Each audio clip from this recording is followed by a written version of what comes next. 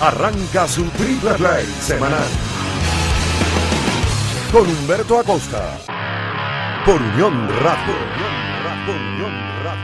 Amigos, bienvenidos a su Triple Play semanal con Humberto Acosta por Unión Radio. Hoy vamos a tener con nosotros a David Concepción, vicepresidente y gerente deportivo de los Tigres de Aragua. Pero más que todo eso, uno de los peloteros más emblemáticos de la historia de nuestro béisbol profesional, como lo demuestran sus números en las grandes ligas, sus números con los Tigres de Aragua en nuestra liga local. Esto solo como una introducción para quienes estén escuchando por primera vez su nombre, ¿no? David, para comenzar, ubicándonos en el cargo que tienes en este momento. Tú fuiste un pelotero realmente exitoso y después fuiste manager de los Tigres, ahora eres ejecutivo. Cuando se está en uno de esos dos cargos, por tu mente no pasa esa sensación a veces de que las cosas se hagan en el terreno de juego como tú las hacías. Bueno, por eso es que, Humberto, la tensión sube y baja, ¿verdad? Últimamente la presión que hemos tenido con el equipo, ¿verdad? A esta edad sube y baja la tensión. Hay días que me siento bien, otros días que me siento mal. Las cosas uno las ve y quiere que los muchachos las hagan como nosotros las hacíamos. Pero algunas veces nos olvidamos porque también nosotros hacíamos errores y cometíamos errores. Y entonces eso se olvida, pero cuando tú estás afuera, todo lo ves fácil. Los picheos los ves ahí porque no lo hizo swing. Y algunas veces uno cuando está jugando hay picheos que uno no le hace swing porque se frisa, como dice, se congela.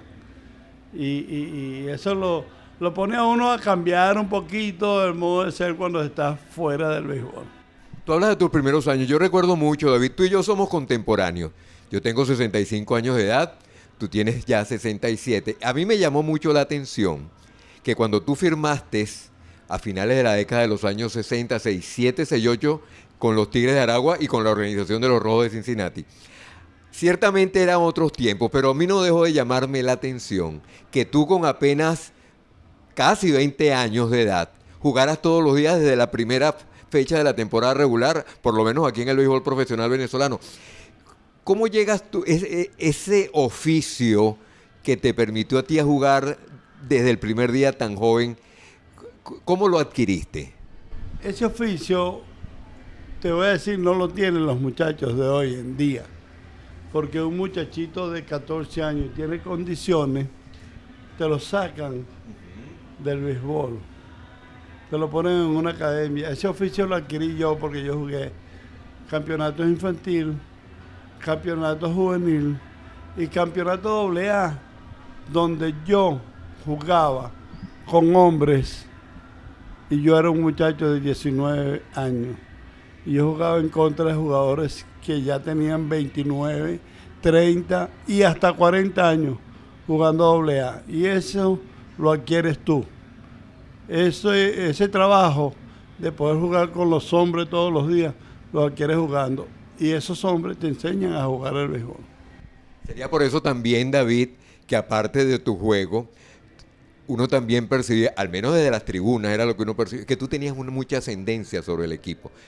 Es decir, un liderazgo, los liderazgos no se determinan, no se decretan, los liderazgos surgen muchas veces por la personalidad del jugador, por el nivel que tenga.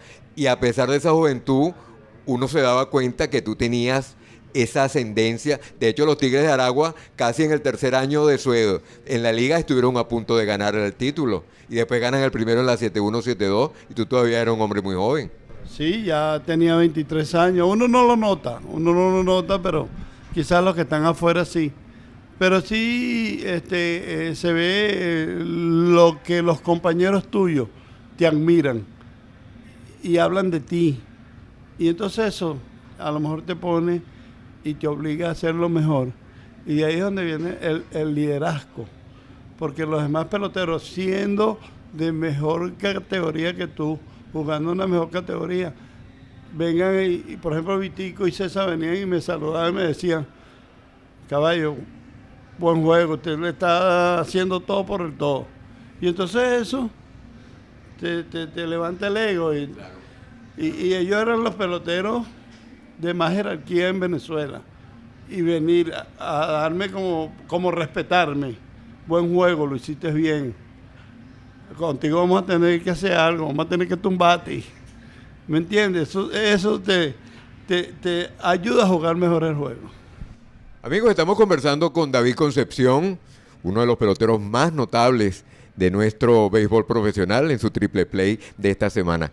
David, hay un tema contigo ineludible, que es el Salón de la Fama de las Grandes Ligas. Yo te voy a dar un punto de vista y vamos a ver si tú lo compartes. Uno admite que para un pelotero profesional que estuvo en Estados Unidos, como lo estuviste tú 19 años en las mayores, llegar al Salón de la Fama es algo especial. ¿Cómo negarlo? Pero yo a veces me pregunto, y te hago la pregunta a ti, ¿tú crees que David Concepción perdería algo por no estar en el Salón de la Fama con todo lo que hizo en su carrera? Mira, yo creo que no, Humberto. Perdón, que te haga más, es decir, que te haga falta estar en el Salón de la Fama, y disculpa que te interrumpa, para no reconocer lo que tú fuiste. Bueno, pero por eso te digo, yo creo que no, hasta los momentos he sido recibido en cualquier parte del béisbol en las Grandes Ligas. Me he codeado con todos los que son Hall de la Fama, y cada vez que estoy al lado de ellos me dicen que yo soy también, ¿verdad? Pero no soy, ¿verdad? Tengo mi número retirado en los Rojos de Cincinnati, que no a todo pelotero le retiran un número en un equipo. Soy miembro del Hall de la Fama del Caribe. Soy miembro del Hall de la Fama de los Rojos de Cincinnati. Tengo mi número retirado en los Tigres de Aragua.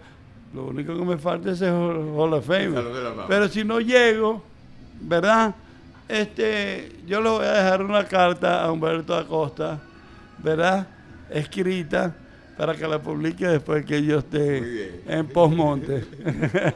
Y ojalá que falte mucho tiempo para eso. David, hablas del 13 que te retiró el equipo de Cincinnati. A mí también siempre me ha llamado la atención.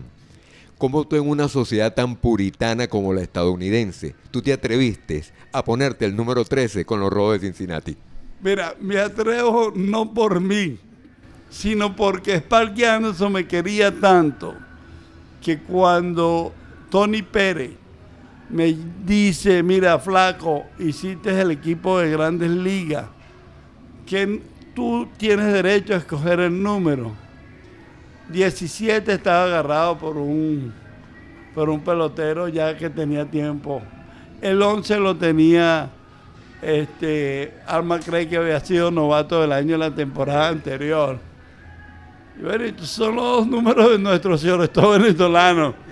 Me acordé de mi madre, nació en el 13, aparte que el 13 lo había usado yo en basquetbol. Lo había usado, por ahí hay una foto con el número 13, sí.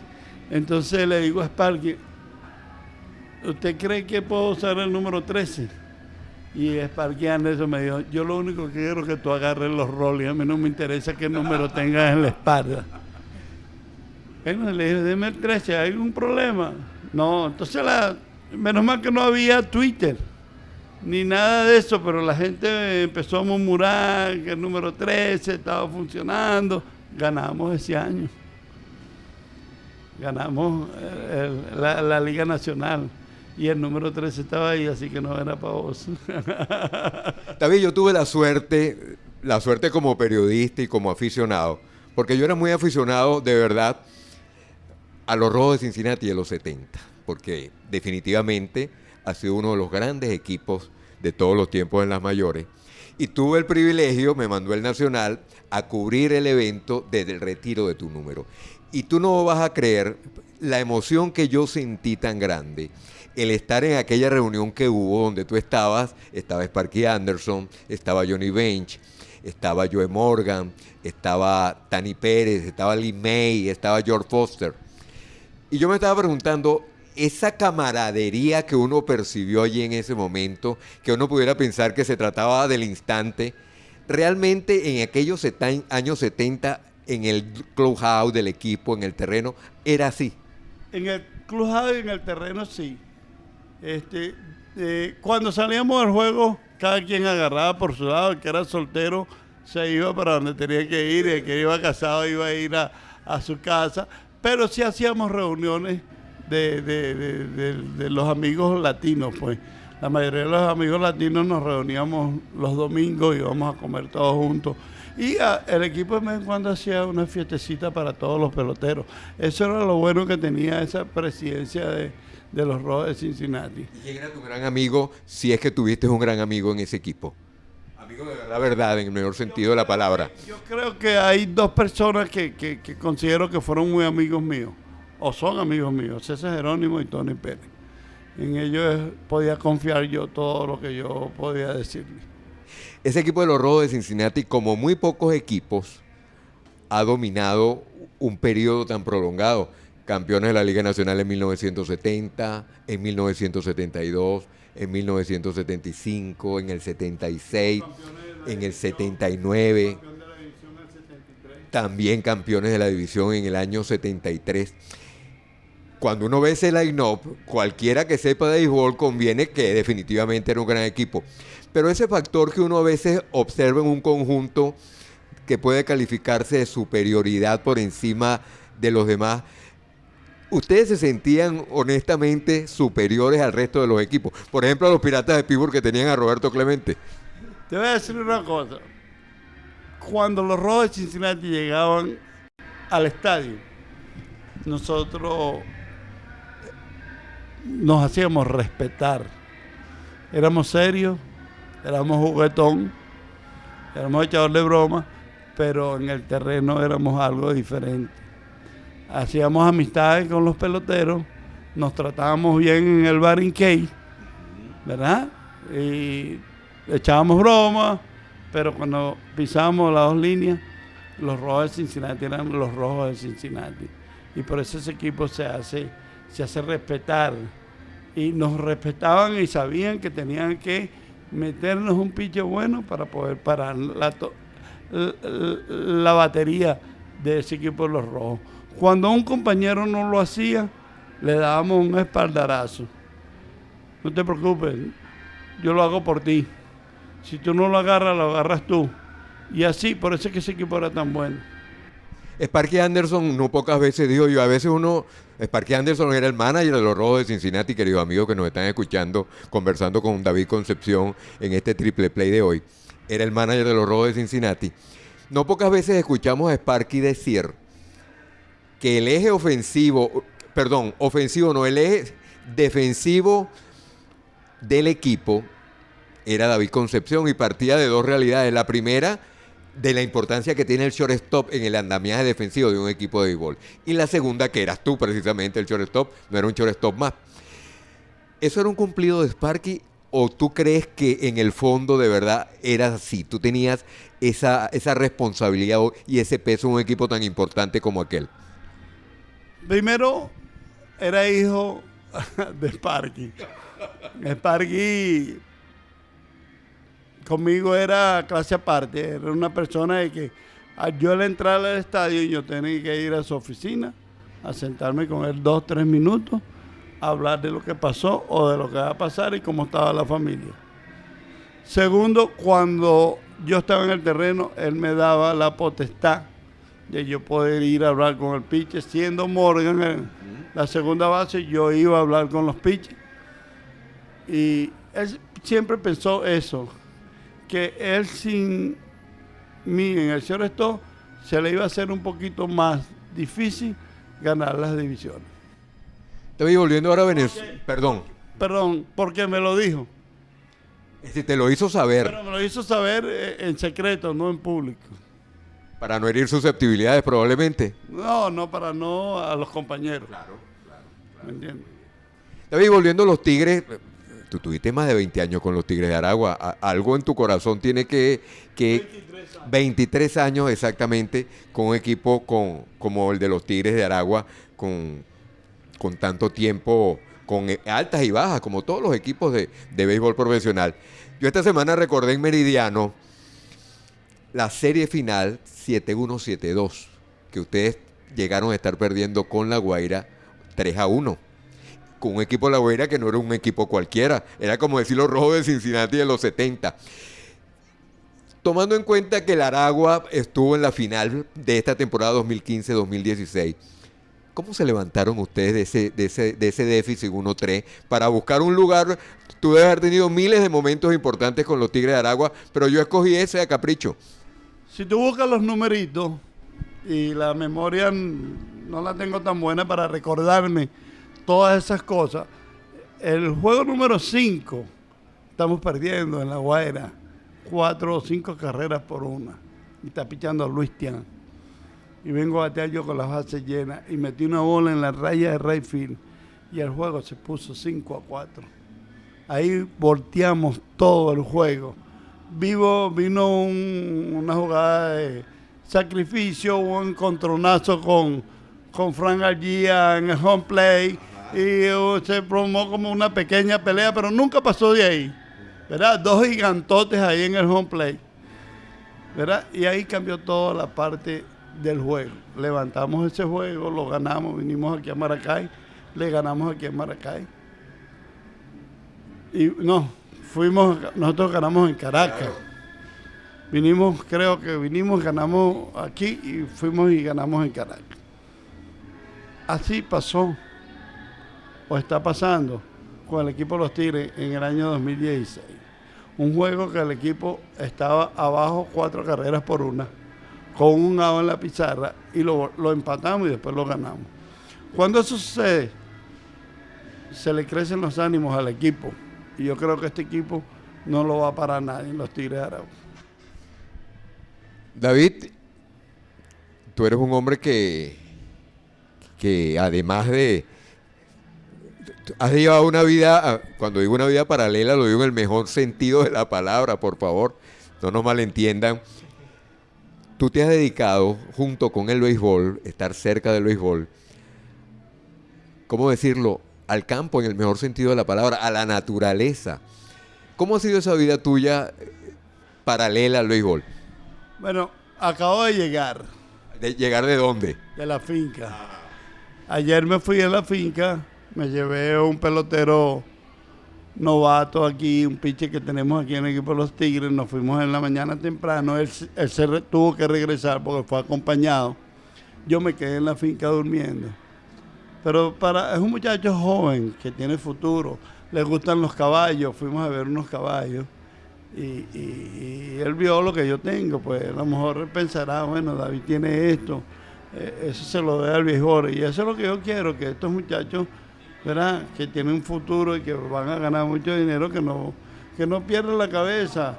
Lo más sabroso que hay es estar en el campo, disfrutando del aire, disfrutando de los caballos, de las vacas, disfrutando de sembrar una mata, sembrar un ají dulce, una cosa de esa, tener un huertico en la casa y estar ahí en la finca, para mí ese es el mejor relax del mundo que hay. O sea que un contacto permanente con la naturaleza. Claro que sí, claro que sí. Bueno, mira, ante todo un saludo a toda la fanaticada del béisbol venezolano.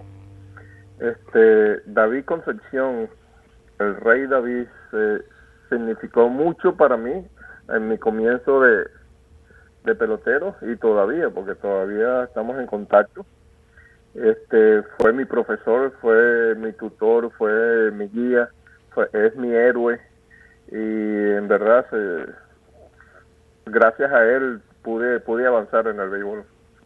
Bueno, en todo un poquito, de cómo comportarse dentro y fuera del terreno, algunos truquitos para aprender a jugar el shortstop, y muchas cosas así, especialmente cómo jugar al béisbol, cómo surgir, y yo creo que eso fue una de las piezas de que me ayudó mucho, de haberlo escuchado a él, y gracias a Dios, le doy gracias a Dios por ponerme en su camino.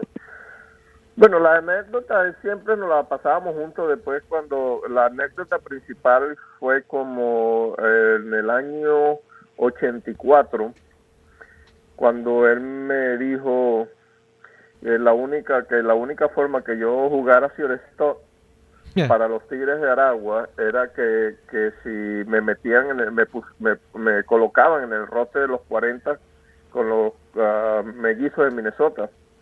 Y el 20 de diciembre me llegó una carta a mí de 1983. Me llegó la carta de que los mellizos de Minnesota me habían metido al roster de los 40, me habían incluido al roster de los 40 y se la traje a David. Y él fue para Caselmanache, que en ese tiempo era Patato Pascual con los Tigres de Aragua, y le hizo cambiar el line-up, y él me dejó jugar el shortstop, y él pasó a segunda, que eso nunca lo olvidaré. Todo, respeto, cariño, más que todo, puso el nombre de los Tigres de Aragua en alto. Nunca pensaba que el nombre que llevaba atrás en su camiseta, siempre respetó lo que llevaba adelante de que eran los Tigres de Aragua, y yo creo que no solamente los Aragua, sino a toda Venezuela. Jugó 20 años en Grandes Ligas, siempre puso a Venezuela en alto, el nombre de Venezuela en alto, y eso hay que agradecérselo mucho. Bueno, David Concepción es estricto dentro y fuera del terreno.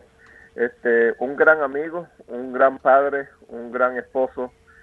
¿Qué más te puedo decir? Una gran persona, siempre estamos en contacto y siempre hablamos del tiempo que tuvimos juntos, pero David Concepción es una gran persona y lo seguirá siendo. Para mí, él estuviera en el Salón de la Fama. Yo creo que se lo merece, con todos esos años que jugó en Grandes Ligas, con todos los numeritos que puso. Yo creo que David debería estar en el Hall de la Fama.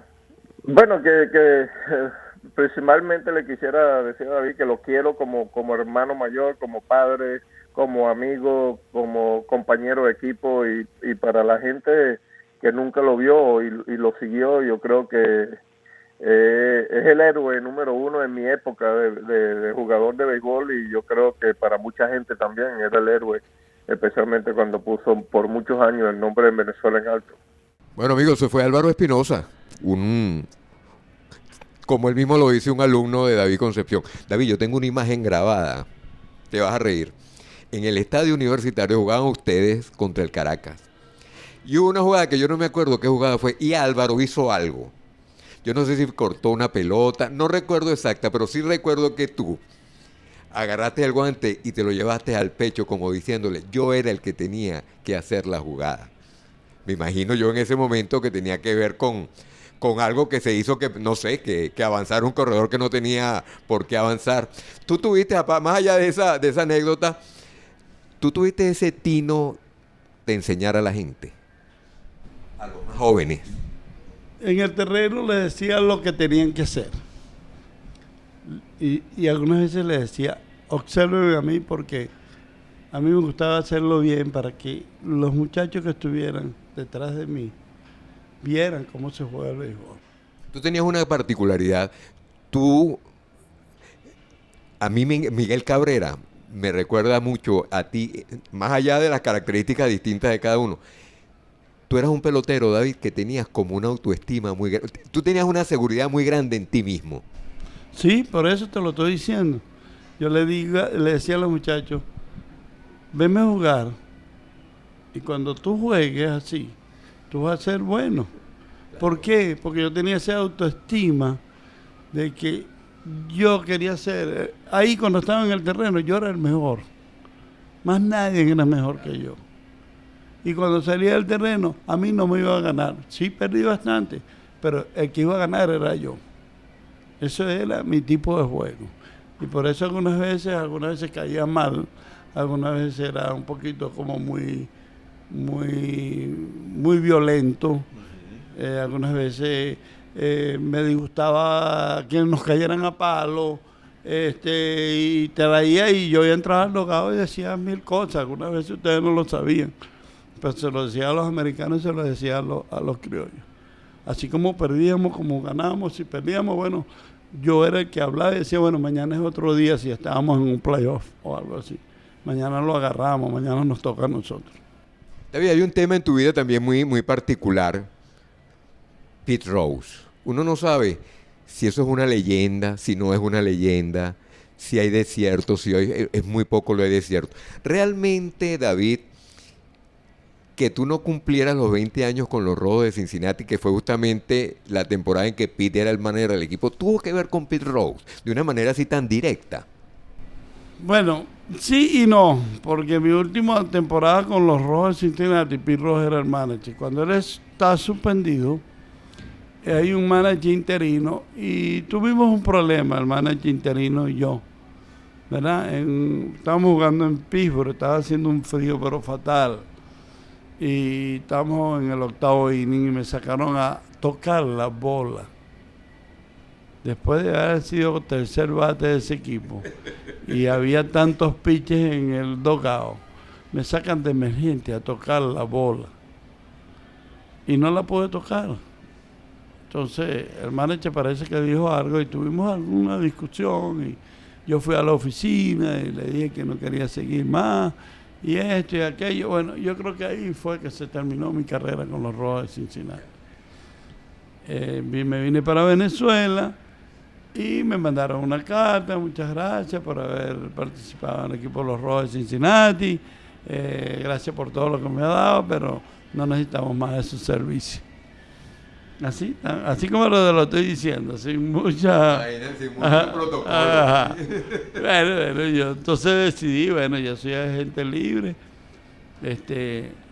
Aparte el Collusion nos embromó, ¿verdad? Hubo un cierre ahí para un poco de pelotero, entre ellos cayó Antonio Armas y caí yo y muchos peloteros más que al final le ganamos una demanda al béisbol.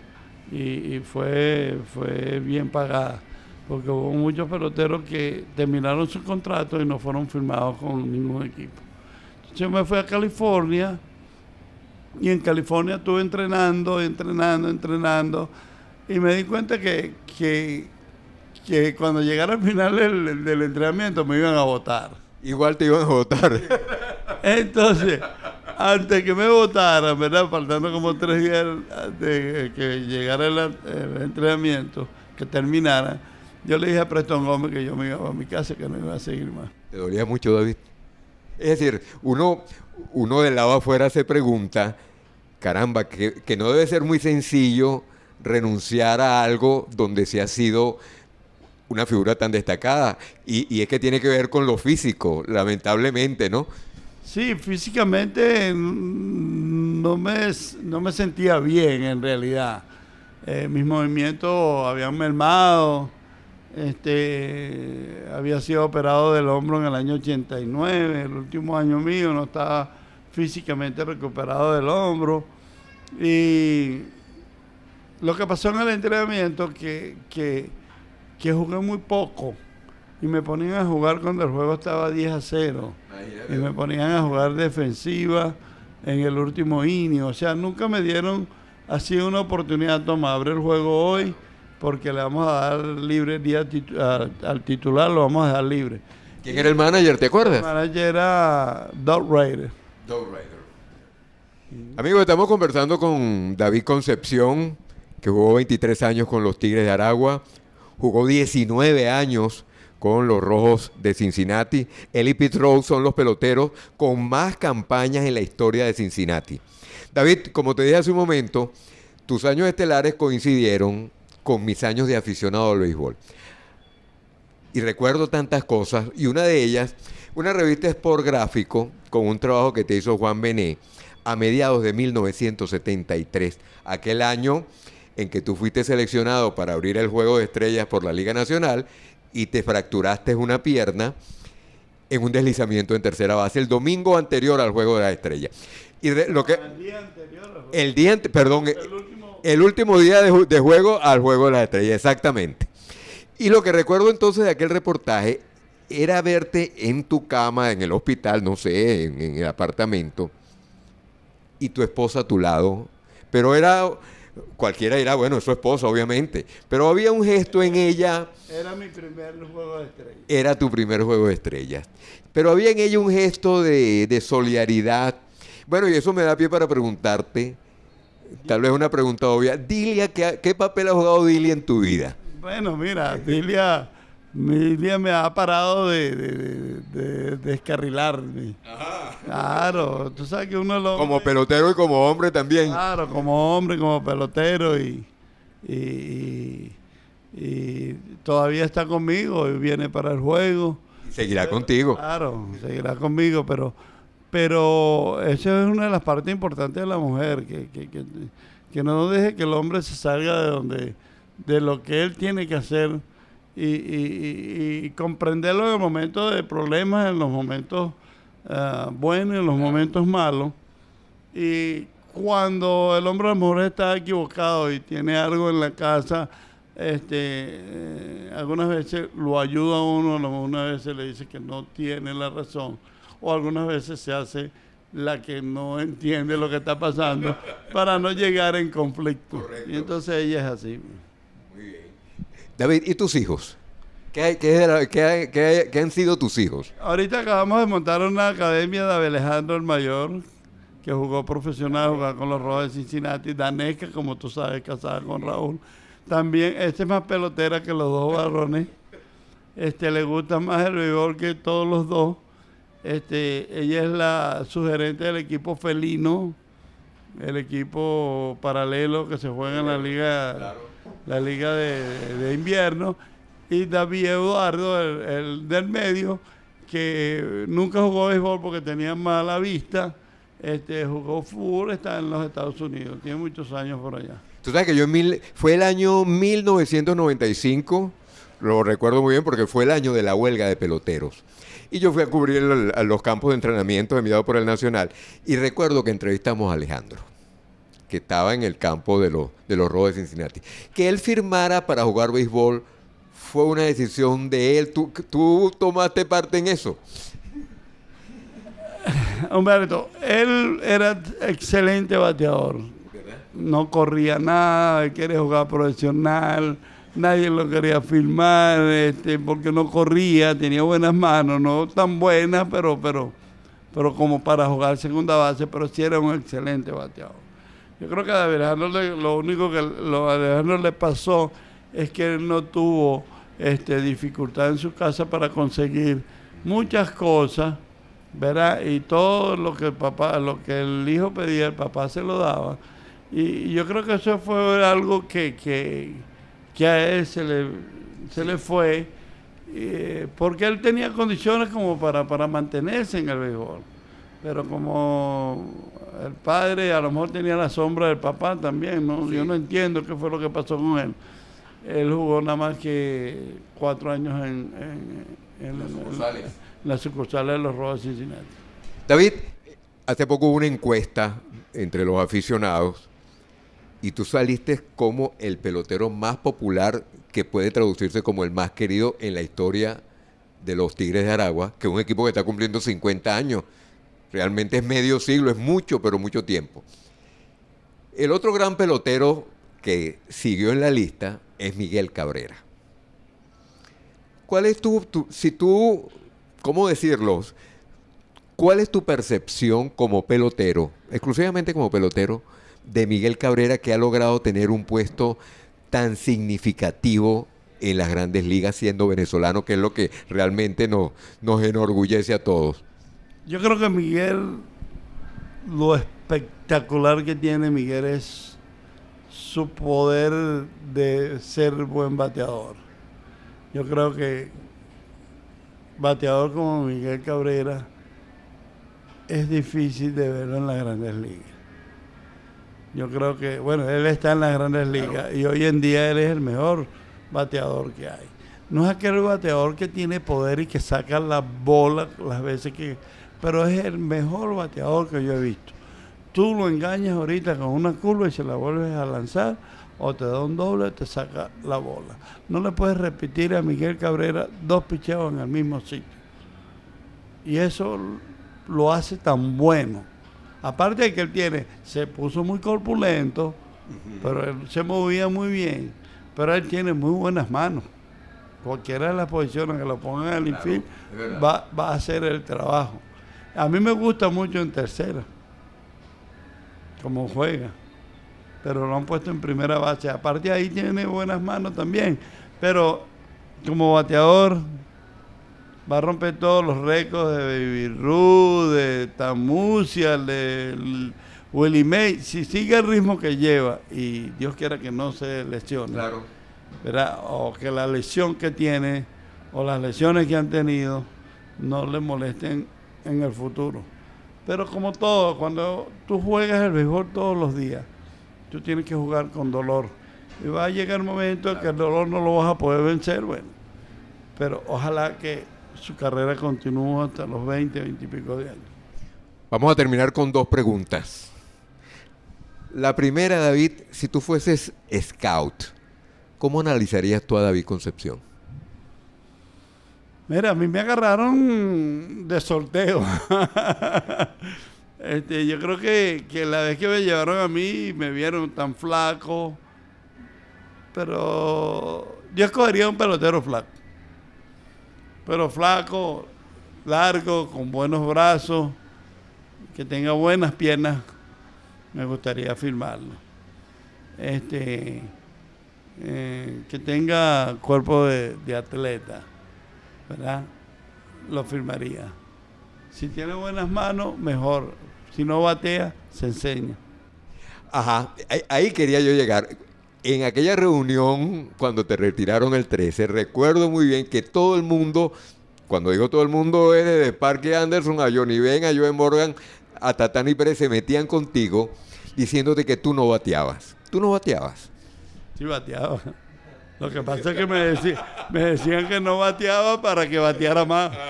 ¿Entiendes? Porque si yo como se las fildeaba y bateaba más de lo que ellos bateaban, bueno, nadie nos iba a ganar. Bueno, en verdad fue un momento muy agradable y especial en mi vida, pues, ya que David para mí era un ídolo. Yo cuando estaba pequeño, yo vi la Serie Mundial del 75, 76 con los Rojos de Cincinnati, y bueno, para mí sí eso quedó marcado en mi vida, pues. Entonces conocer a David Concepción después de ser tu ídolo, eso para mí fue algo muy grande, pues. Entonces, y lo más curioso del caso fue que David me mandó a llamar a mí, porque ese año, en el 85, yo había debutado con los Tigres de Aragua, y yo había comenzado jugando, bueno, estaba bateando bien. Entonces, un día él llegó al estadio y yo estaba practicando, y él me mandó a llamar porque él había escuchado muchas cosas buenas de mí en la radio y eso, y que estaba bateando bien. Entonces él fue el que me mandó a llamar a mí para conocerme, bueno, y para mí fue más especial ese momento. Pero de allí en adelante, David y yo hicimos una buena amistad, y bueno, todavía nos mantenemos en contacto, y trabajamos juntos ahí en los Tigres de Aragua ahora, y ya es, bueno, es como ya casi familiar la cuestión, pues, porque en verdad cuando nos reunimos pasamos momentos muy agradables, pues, haciendo historias, recordando aquellas anécdotas cuando jugábamos y todo eso. Pero en verdad ha sido muy para mí muy importante la amistad con David Concepción, porque bueno, él ha sido alguien muy importante tanto en el deporte nacional como internacional, pues, especialmente en el béisbol. Bueno, de las que yo recuerdo era que él muchas veces no le cogía las señas al manager, sino que me decía a mi chalao, si tú te envasas, sales con él. Cuando yo era segundo bate y él era tercero, pues entonces me decía que si yo me envasaba, que saliera en el primer picheo, que él iba a hacer swing por donde viniera la bola. Entonces, bueno, hacíamos ese tipo de jugadas, y yo diría que el 80, el 90% salían bien esas jugadas, pues, porque él sabía en qué momento podía hacer todo ese tipo de jugadas, o cuando no fuéramos al robo de base, o si él bateaba de segundo y yo de tercero, hacíamos lo mismo, chalado, me voy en el segundo picheo, entonces le hace swing, cosas así, pues. Y bueno, también recuerdo cuando él hizo el triple play, él solo, hubo un caso muy curioso, que cuando Luis Sojo le da la línea a él, había hombre en primera y segunda, entonces él cogió la bola casi picando en la grama y ahí estaba todo el mundo confundido. Entonces él vio que el que estaba en primera salió para segunda y él fue hacia primera base. Entonces cuando él estaba en primera trató de regresar a la base, él lo tocó y después fue a segunda, y el otro que estaba en segunda arrancó para tercera, después trató de regresar y David lo tocó. Pero el caso curioso de esto fue cuando que el coach de tercera base salió corriendo para el home a discutir con el árbitro, y David le lanzó la bola al catcher, que en ese momento era Ildemaro Silva. Y entonces Ildemaro Silva cogió la bola y tocó al coach de tercera también. Entonces, bueno, después vino la echadera de broma de que sacamos 4 outs, pues, porque hasta el coach de tercera fue ahí en esa jugada. Bueno, el respeto que siempre ha habido, y bueno, la comunicación, pues, la comunicación, pero yo creo que más que todo ha sido el respeto, porque cuando bueno, por ejemplo, a mí me educaron de esta manera, de que uno siempre tiene que respetar a las otras personas, y de allí, bueno, de allí se mantuvo esa amistad, pues, y a veces hemos durado tiempo sin vernos, pero cuando nos vemos, bueno, empezamos a echar broma y todo eso, pues. Pero lo principal ha sido el respeto mutuo, pues, y la relación, bueno, también familiar, todo eso. Bueno, eso en verdad siempre fue importante para mí, porque cuando nosotros, no solo yo, bueno, todo el equipo lo respetaba a él, los managers, quien viniera lo respetaba. Pero cuando él llegaba allí al equipo, que él venía de Grandes Ligas y descansaba unos días, después se iba al terreno de juego, allí el dugout cambiaba totalmente, cambiaba la armonía del dugout, había como más ánimo de jugar, porque uno veía a ese tipo que se metía 500, 600 turnos en una temporada allí en Grandes Ligas y después venía para acá a jugar con esas ganas. Entonces eso, todo el mundo se motivaba. Entonces, bueno, de allí, bueno, viene esa gran admiración mía hacia su persona. Pero eso, en verdad, bueno, me siento orgulloso, bueno, de mantener la amistad con él. No, como persona, David es tremenda persona, muy echador de broma. Él se mete con todo el mundo. Lo que es un poco tacaño, pero él es tremenda persona. No, él dice... Él tiene razón, pues él dice que él no es millonario porque el mejor contrato de él fue hace muchos años y fueron como, creo que fueron 800, 900 mil dólares, que si él no hubiese invertido el dinero, él en verdad estuviera ahorita pelando. Pero él, en verdad, fuera del terreno, él lo que hace es echar broma con todo el mundo, y a él con sus amistades, pues, le echa mucha broma también, porque él es de eso que como decimos en el argot criollo, él come casquillo, pues entonces muchas veces le echan broma por ahí en ese sentido, pues, de que si tacaño, es cierto, entonces él se pica todo. Pero el resto no, tremenda persona, está pendiente de si hace falta a alguien, él no tiene miedo, pues, de ayudar a las personas. Entonces él tanto dentro como fuera del terreno, bueno, siempre ha sido tremenda persona. Bueno, todavía esperando que por fin logre entrar en el Salón de la Fama, así sea por el Comité de Veteranos. Espero que él viva ese gran momento, y bueno, le deseo muchísima salud y bienestar a él y a su familia para el resto del tiempo, pues. Entonces, que siempre, bueno, en mi persona va a tener un amigo. David, tenemos que convenir que el Chalamen era tremenda primera base. No, yo lo hice yo lo hice primera base, porque el brazo lo tenía un poco malo y le tiraba mucho piconazo. Sí, muy, muy bueno y excelente agarrando los piconazos. Lo único que no le podía tirar alto porque no era muy alto. Entonces, Exacto, es verdad. tenía que tirarle en el pecho, pero si le tiraba en el suelo me la recogía. Entonces, yo le Como Dan Driessen. Y sí, Durán Dirige y Tony Pérez me agarraron bastante piconazos. Y Nos Cabel. Y Nos Cabel. Está entre mis primeras bases notables. Se dice que un primera base hace bien, es el que de alguna manera resalta el shortstop. Claro que sí. Yo creo que con las dos mejores primeras bases que yo jugaba con Chalá y con Nos Cabel. Muy bien. David, ya para terminar y retomando el tema con el que iniciamos esta entrevista de hoy en Triple Play, ¿te satisface en lo personal, en lo íntimo, este rol de ejecutivo, de estar viendo el juego de otra manera? Claro que sí.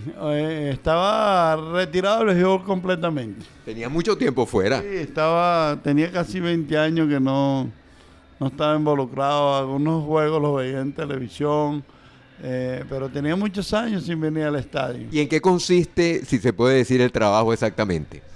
Mira, yo al principio me he encargado de hablar con la mayoría de los peloteros, después se lo dejo a Carlos para que haga el trabajo final.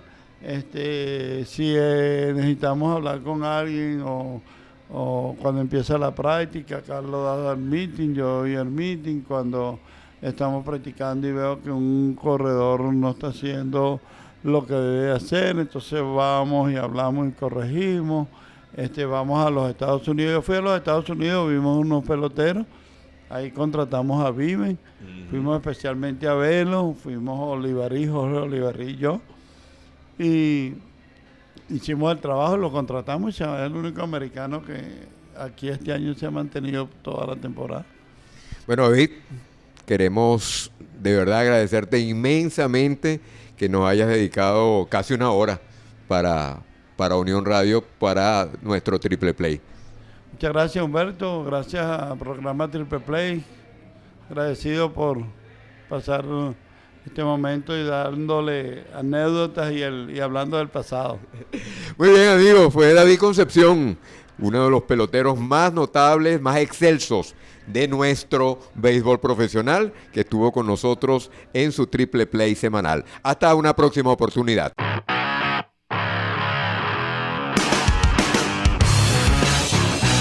Termina un episodio más de Triple Play con Humberto Acosta por Unión Radio.